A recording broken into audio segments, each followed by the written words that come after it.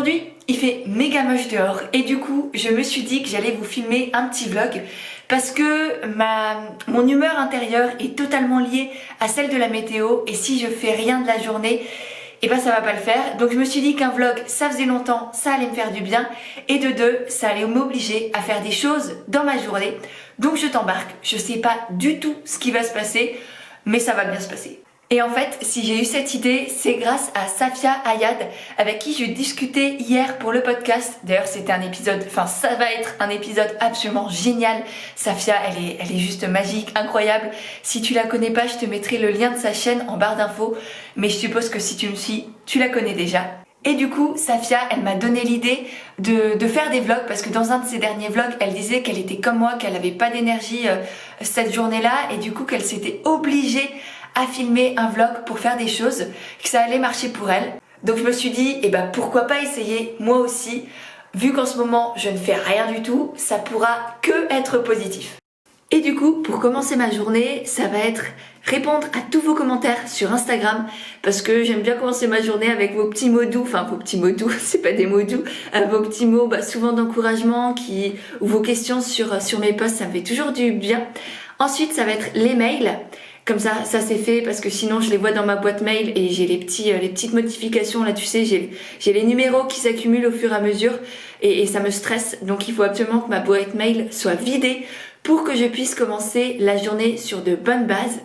Et ensuite, je pense que je vais écrire le post Instagram pour ce soir avec mon petit café, parce que c'est ça toujours qui me donne un petit coup de créativité, j'ai l'impression. Donc voilà, et ensuite on verra.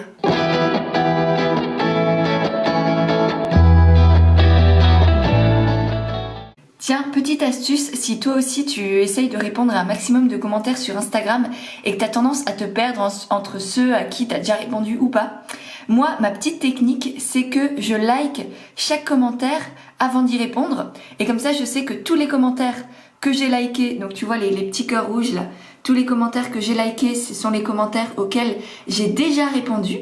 Et tous ceux qui n'ont pas encore de petits cœurs rouges, genre lui, ça veut dire que j'ai pas encore répondu.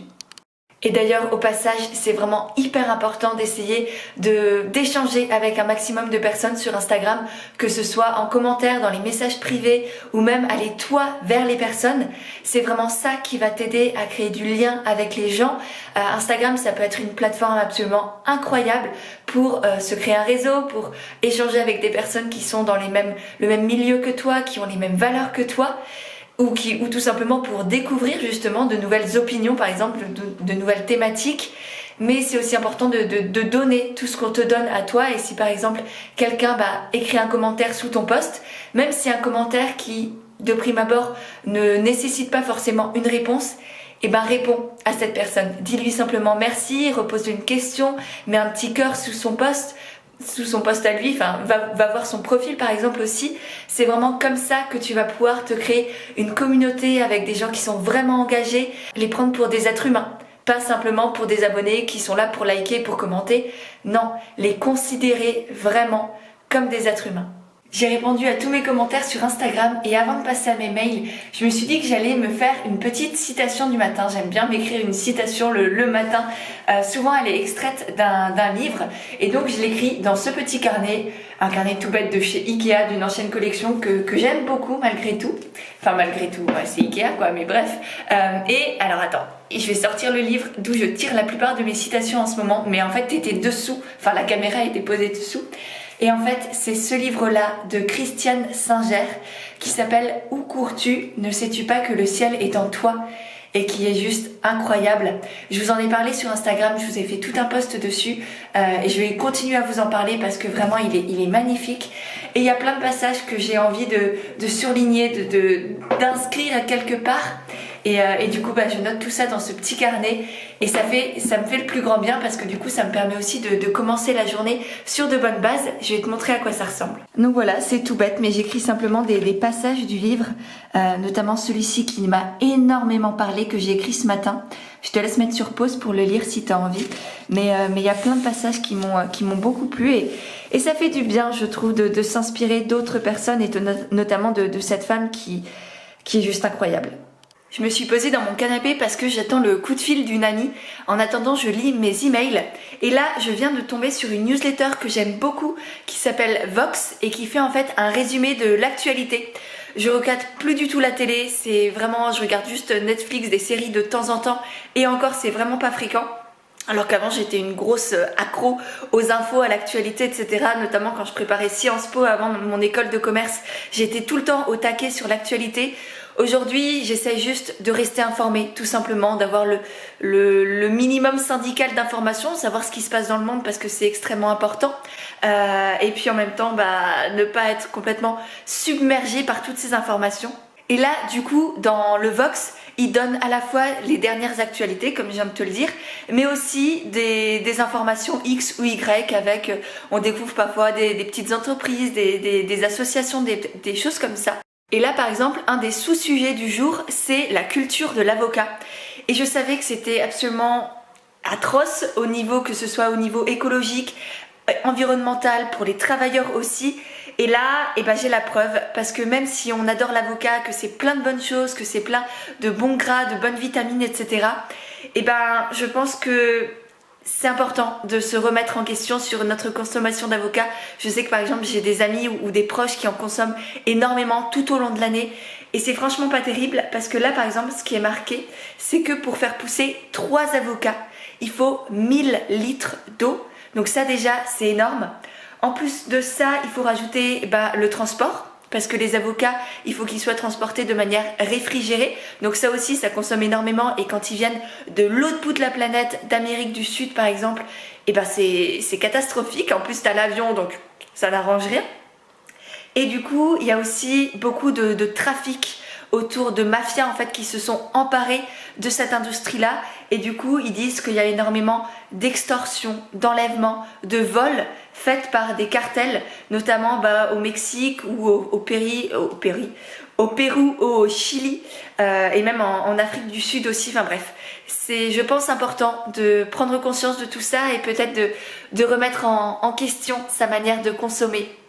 Et moi je sais que par exemple, j'adore les avocats, mais j'essaye toujours d'en acheter uniquement quand ils sont bio et venant d'Espagne. Alors je sais que ça n'enlève rien au nombre de litres d'eau nécessaires pour la pousse, mais mine de rien, au moins je me dis qu'il y a moins de transport, que les personnes sont peut-être mieux traitées, mieux payées. Encore je sais que l'Espagne c'est pas foufou, mais je me dis que comme ça on trouve un équilibre pour chacun et pour moi c'est le plus important, qu'on fasse tous de notre mieux tout en gardant notre confort, en ayant du plaisir à vivre quand même parce que l'idée c'est pas non plus d'être au bagne. Je viens de finir une session d'accompagnement avec mes coachés. Du coup, juste après le coup de fil avec mon ami, j'ai directement enchaîné avec le coaching avec ces personnes-là. C'était génial. Et on a parlé notamment d'un très très beau sujet dont je voulais te parler toi aussi parce que je pense que ça peut t'intéresser, qui est la légitimité. Je vais me poser pour t'en parler. Alors clairement, je pourrais parler de ce sujet pendant des heures et là on a presque pris toute la séance pour parler de ça, de cette sensation d'illégitimité, du syndrome de l'imposteur, de comment se sentir à sa place. Et c'est une thématique que j'aborde avec la majorité des entrepreneurs que j'accompagne parce que clairement ça touche tout le monde, quelle que soit l'activité, quel que soit l'état de développement aussi du projet, on fait tous face à ça. Et moi aussi, bien sûr, je suis pas exempte de tout ça. Mais voilà, j'ai réussi à dépasser certaines choses. Et ce que je voudrais te dire, et je pense qu'une des choses les principales à retenir pour se sentir légitime, c'est que la meilleure manière d'aider les autres et d'apporter quelque chose à l'autre, c'est juste d'être à l'étape d'après. En fait, il faut voir par exemple ton activité comme un escalier sur lequel tu montes étage par étage, marche par marche. Et si tu veux aider la personne qui est par exemple au début de l'escalier, ça sert à rien d'être tout en haut. La meilleure chose à faire et la meilleure place à avoir en fait pour aider quelqu'un, c'est d'être juste à la marche d'au-dessus parce que comme ça tu peux lui tendre la main et l'aider à venir avec toi sur la marche d'après. Et toi pendant ce temps, tu peux encore monter une autre marche. Donc ça sert à rien d'être un expert dans son domaine pour être légitime. Bien au contraire. Parce que l'expert qui est en haut de l'escalier, il pourra jamais aider la personne qui est en bas de l'escalier ou même qui est au milieu de l'escalier. il est beaucoup trop loin, il est beaucoup trop haut, il est parti dans ses trucs. Et du coup, pour donner un exemple plus concret, il va pas réussir non plus à utiliser le bon vocabulaire, par exemple. Si un grand scientifique commence à m'expliquer des choses sur, je sais pas, l'astronomie par exemple, et je vais être complètement perdue. Parce que lui aussi, il est dans sa bulle, il est dans son milieu à lui. On a tous notre environnement propre, on a l'impression que du coup, tout le monde sait ce que l'on sait, mais pas du tout. Ça, c'est un biais cognitif aussi qui est hyper intéressant à comprendre. Mais c'est vraiment ça. Là, l'idée que je voulais te partager, c'est pour être légitime, il faut juste que tu sois à l'étape d'après. Pas que tu sois au bout de l'escalier, juste que tu puisses tendre la main à la personne et l'aider à venir avec toi, l'aider à monter, peu importe ton activité. Et là, c'est une métaphore, j'espère qu'elle te parle, mais moi, elle me plaît toujours beaucoup et elle résonne souvent dans les personnes que j'accompagne. Donc j'espère que c'est ton cas aussi. Dans ce vlog, je voulais aussi te parler du livre que je suis en train de lire le matin, qui est Sur la brièveté de la vie de Sénèque. Mais juste avant ça, je me crève la dalle. Du coup, je vais aller manger et je te parle de ce livre juste après. Le Chili Sin Carne est en route. Et pendant ce temps, je me suis dit que j'allais te faire un petit haul Casidomi parce que j'ai reçu ma commande hier et vu que j'ai utilisé plein de produits de chez eux pour le chili, ça m'a fait penser à ça et je sais que vous adorez les retours de courses. Donc là, je vais te partager un peu ce que j'ai acheté et les recettes aussi que je vais pouvoir faire avec. Si tu connais pas encore Casidomi, c'est un magasin bio en ligne qui propose absolument de tout, que ce soit au niveau alimentaire, au niveau de la maison, du ménage, au niveau cosmétique aussi. Ils ont plein de soins, ils ont plein de choses zéro déchet aussi. J'adore leur section vrac notamment. Et surtout, il y a énormément de réductions. Parce qu'en fait, ça fonctionne à l'abonnement. Donc tu payes une fois un abonnement pour toute l'année. D'ailleurs, avec le code PEJ20, tu as en plus une réduction sur l'abonnement en lui-même. Et ce qui est génial, c'est qu'en soi, l'abonnement, il est rentabilisé au bout d'une ou deux commandes. Là, par exemple, moi, pour cette commande, j'ai eu 27 € de réduction, enfin de promotion, on va dire, par rapport à un magasin bio classique. Et j'ai moi-même fait la comparaison parce que je voulais être certaine que je te raconte, enfin que c'était vraiment intéressant, tant pour toi que pour moi aussi, hein, bien sûr, parce que voilà. Et j'ai comparé du coup avec deux magasins bio vers chez moi qui sont des magasins bio pas très chers normalement. Et c'était vraiment extrêmement intéressant de passer par Casidomi. Donc moi, c'est là où j'achète absolument tous mes aliments aujourd'hui. Et je vais juste au marché pour ce qui est fruits et légumes. Mais au moins là, honnêtement, je suis ravie. Ça permet de gagner du temps. Ça permet aussi de ne pas acheter tout et n'importe quoi dans les supermarchés. Ça permet de mieux s'organiser. Ça conserve aussi beaucoup plus d'énergie. Enfin bref, je suis ravie et je retourne la caméra pour te montrer tout ça. Alors voilà un petit aperçu. Alors je pense que j'ai oublié des choses parce que entre temps, je les avais rangées, notamment tout ce qui est vrac. Donc ça, c'est la petite boîte Casidomi. Ce qui est génial, c'est qu'à chaque fois, ils font en sorte d'avoir un contenant, enfin le carton le plus adapté possible. Ils font vraiment un gros effort au niveau de l'écologie. Et du coup, pour commencer avec le vrac, je me suis pris des graines de chia que j'adore mettre dans mes smoothies parce que ça donne une texture très sympa, un peu plus compacte, on va dire. J'ai pris des graines de tournesol et des graines de sésame. Avec les graines de sésame, je vais pouvoir faire du gomasio. C'est super facile à faire, alors qu'au magasin bio, ça coûte une blinde.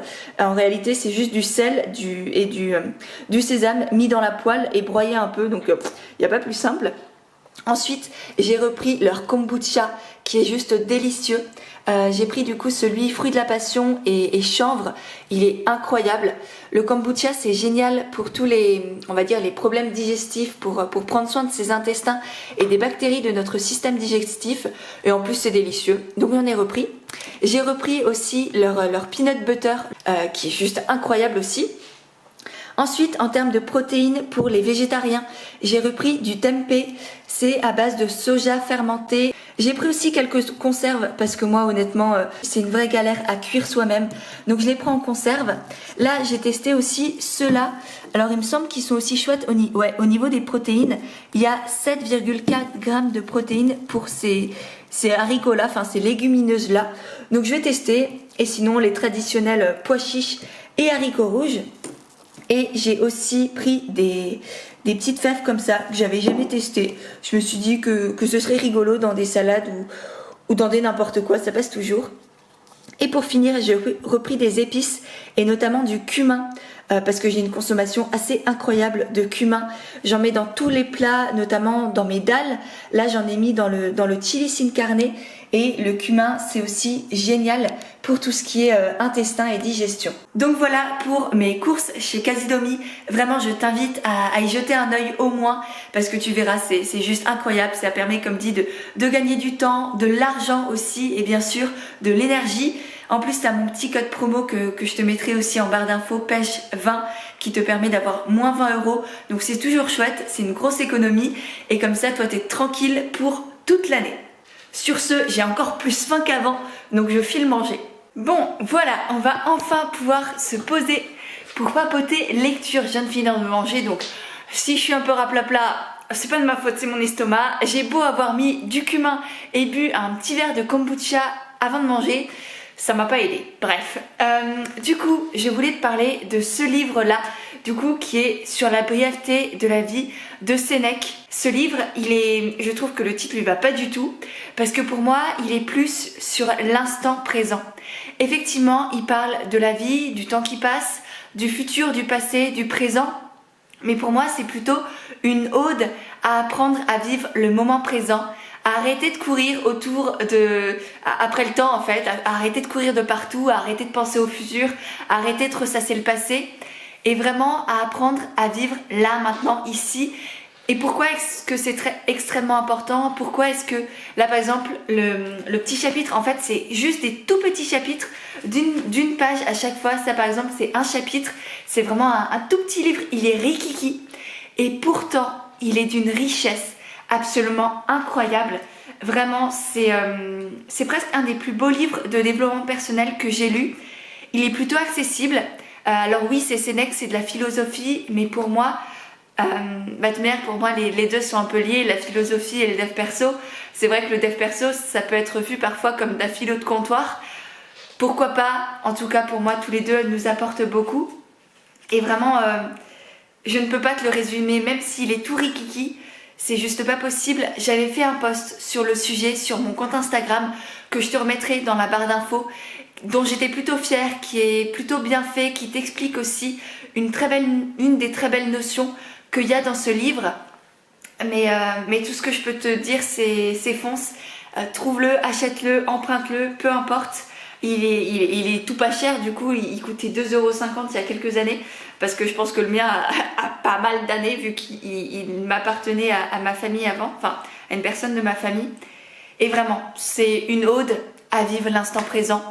Donc si tu es dans une vie où tu cours tout le temps partout, où tu n'arrives pas à être ancré peut-être parfois, ben vraiment il va beaucoup t'aider et j'espère qu'il te plaira. Et d'ailleurs, n'hésite pas toi aussi à me conseiller des livres dans la barre dans les commentaires. Qu'est-ce que tu lis toi en ce moment?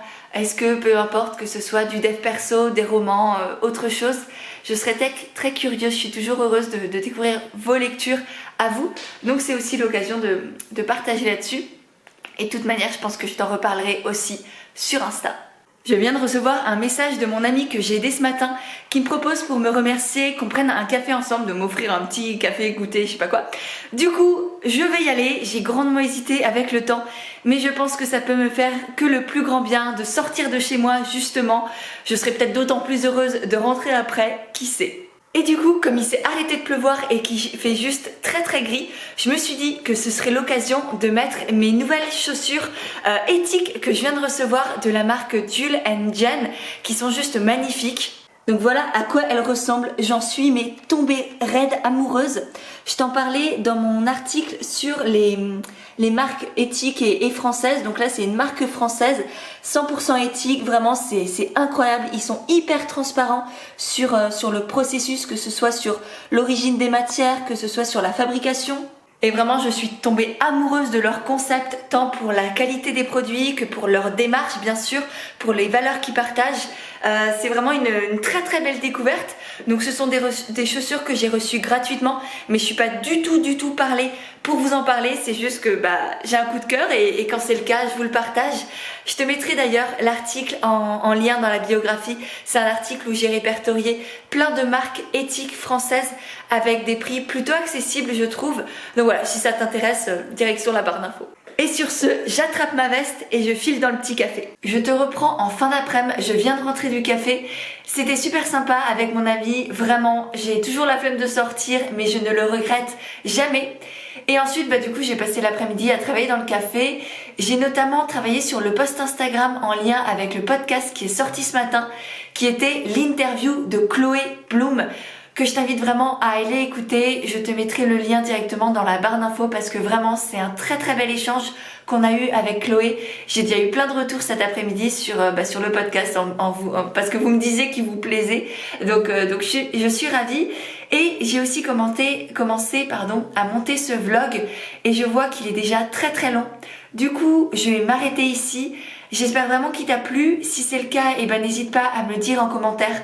Je sais pas du tout si je vais continuer, c'est vraiment pour vous que je le fais. Donc si t'as plu, laisse-moi un petit commentaire, mets un petit pouce, n'hésite pas non plus à t'abonner. Et puis moi je te dis à très bientôt sur Instagram, c'est sûr, et peut-être en vidéo. Bye!